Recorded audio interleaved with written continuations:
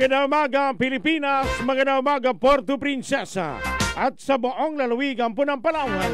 Para sa malaking misyon at mas malawak na paglilingkod sa bayan, narito na ho ang ating pong mga balita. Sumeradyo, Puerto Princesa, DYSB. Ito ang balita. Ayon ho sa Pag-asa mga kapuso, ang trough ng low pressure area o extension ng mga kaulapan ng LPA na huling namataan malapit ho sa Vietnam at dyan sa Calayan Island ang patuloy na nakaapekto sa Central at Southern Luzon. Bantay Panahon. Ang southwesterly wind flow, ang mahinang habagat, ang nagpapaulan naman sa Visayas at Mindanao. Makulimlim at may paminsan-minsan mga pag-ulan at thunderstorm sa Visayas, Mindanao at Palawan. Samantala, huling namataan ang Pag-asa Tropical Storm Nakri sa layong 1,350 kilometers sa silangan ng Hilagang Silangan ng Extreme Northern Luzon. Kanina hong alas 3 ng madaling araw. Ito ay kumikilos sa palayo sa bansa. Papalayo ho sa bansa at walang inaasang direktang epekto sa atin. At mababang tsansa na may bagyong direktang makaapekto sa Pilipinas sa loob ng 24 oras. Bantay Panahon. Samantala mga kaibigan, nasa 355 kilometers naman west-northwest ng Pag-asa Island ang binabantayang low pressure area mga kapuso. Bantay Panahon. Samantala mga kaibigan, Sumeradyo, Puerto Princesa, DYSB. Ito ang balita.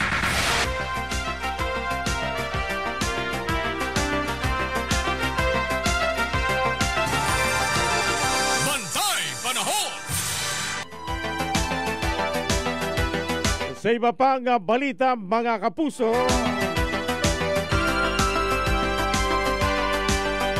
BIFAR, Provincial Disaster Risk Reduction Management Office,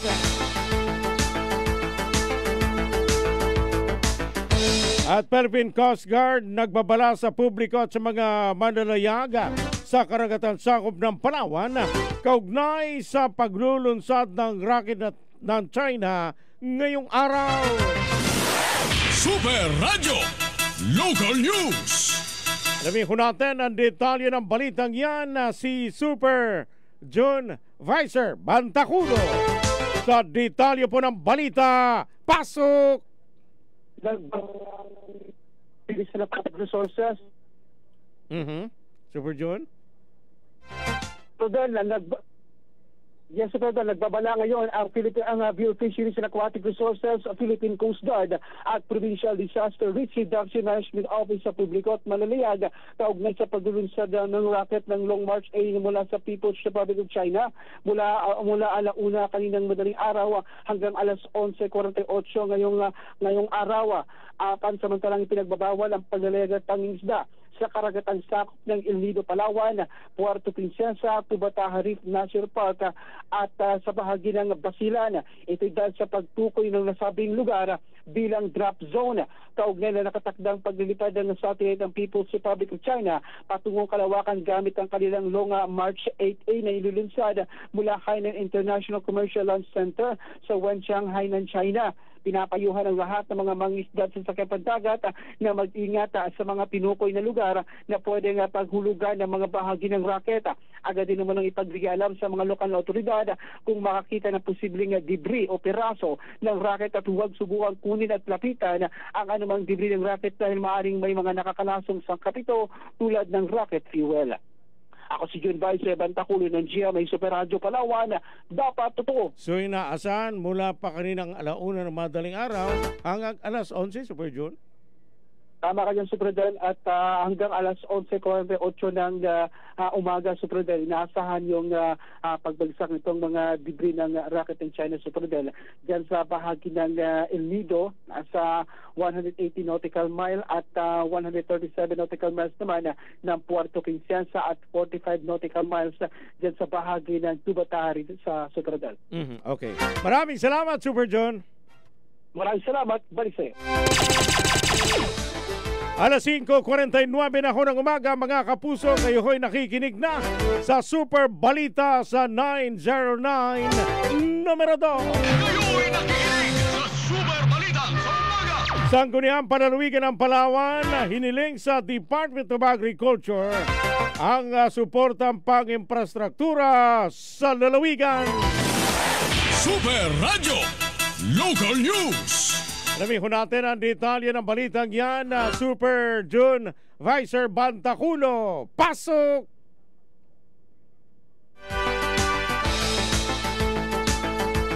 Saglit na ho mga kapuso, Super June. Naipit lang yung kanyang signal. Naikognan ho mga kaibigan doon po sa kahilingan ng Sangguniang Panlalawigan ko ng Palawan sa Department of Agriculture na suporta pang infrastruktura para po dito po sa lalawigan ng Palawan.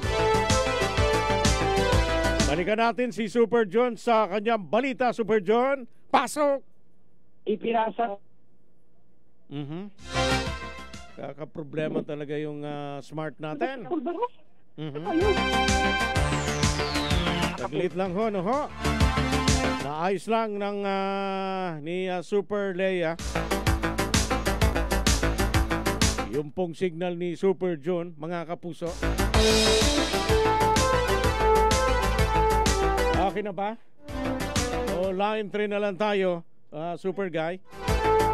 Line 3 muna tayo, mga kapuso, doon po sa balita ni Super John Vicer Bantaculo.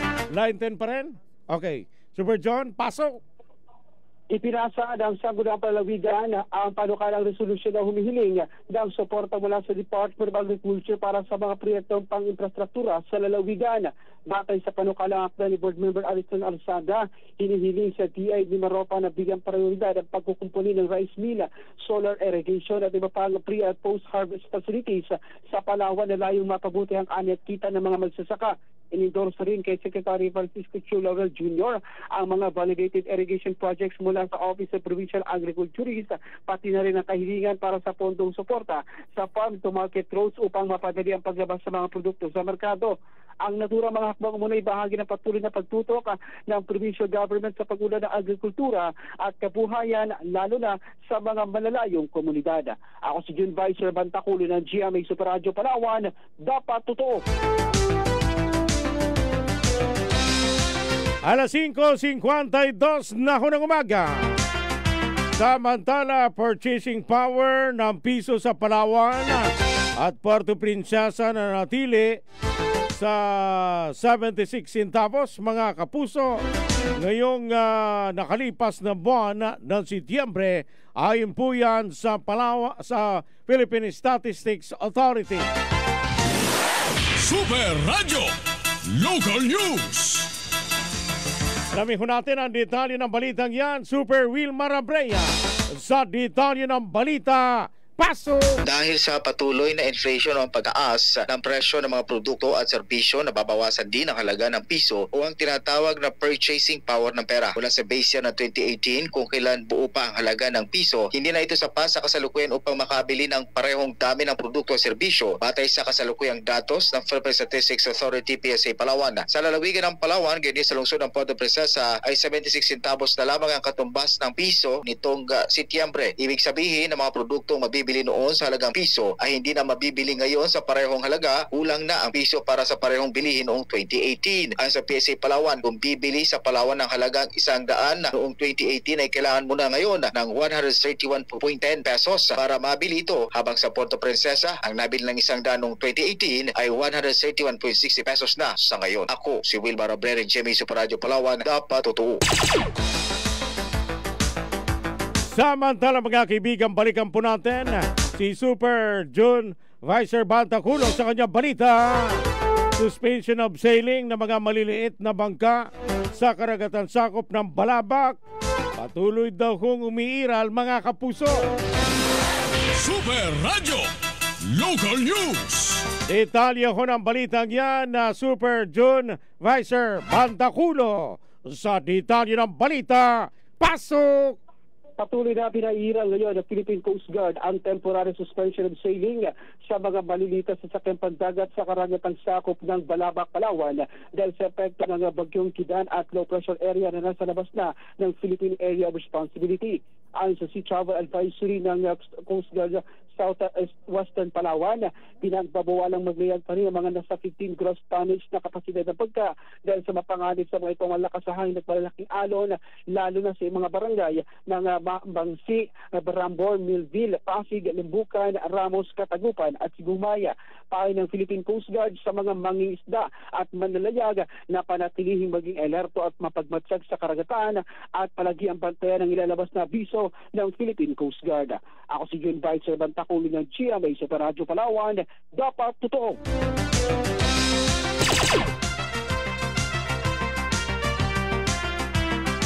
Maraming salamat, Super June Vicer Bantaculo. Samantala mga kaibigan, balikan po natin si Super Wilmar Abreya para po sa kanyang karagdagang balita. Inflation sa Puerto Princesa tumagal, habang sa Palawan naman walang pagbabago sa inflation nitong nakalipas na buwan ng Setyembre. Super Radio Local News. Alamin ko natin ang detalye ng balitang yan na Super Wilmar Abreya. Sa detalye ng balita, pasok! Nakapagtala, nagpagbagal, nag-inflation ang lungsod ng Puerto Princesa habang wala namang paggalaw sa inflation ang Palawan nitong buwan ng Setyembre. Sa datos na nilabas ng PSA Palawan ay tala inflation sa probinsya sa 0.9% noong Setyembre, kapareho ng inflation rate noong Agosto. Habang sa lungsod naman ay tala ang inflation sa 3.2%, itong Setyembre mas mabagal sa 4.1% noong Agosto. Kabilang sa major contributor sa inflation sa probinsya ay ang restaurant and accommodation services, information and communication, and technology at housing, water, electricity, gas, and other fuels. Sa syudad naman, ang nagbunsod sa pagbagal ng inflation ay ang food and non-alcoholic beverages, personal care and miscellaneous goods and services, at alcoholic beverages and tobacco. Ako, si Wilmar Abreya ng GMA Super Radio Palawan, dapat totoo.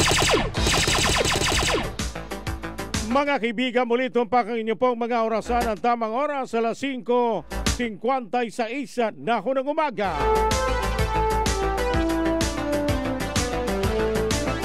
May mga kapuso, pinag-iingat ho yung ating pong mga manlalayag. Kaya inulit ho natin, mayroon pong abiso ang BFAR, ang PDRRMO at saka ang Philippine Coast Guard. Mayroon pong babala sa publiko at sa mga manlalayag sa karagatan sakop po ng Palawan kaugnay doon po sa panibago na naman ng paglulunsad ho ng rocket ho ng China. Ngayon pong araw mga kapuso,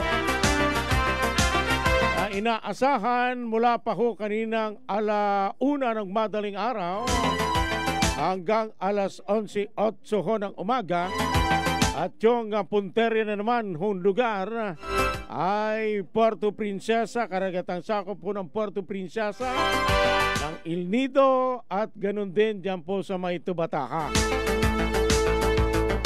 Kaya umaalma na rin ang ating pong mga opisyal, ano ho? Maging dyan sa provincial board, di ba? Bakit yun daw yung target? At ito si Congressman Gil Acosta Jr. Nung nakaraan, may privilege sa speech pa nga sa Kongreso. At kinukondina ho itong bagay nito mga kapuso. Bakit ito laging target ng China sa kanilang pagpapalipad ng kanilang rocket, yung ating pong lugar.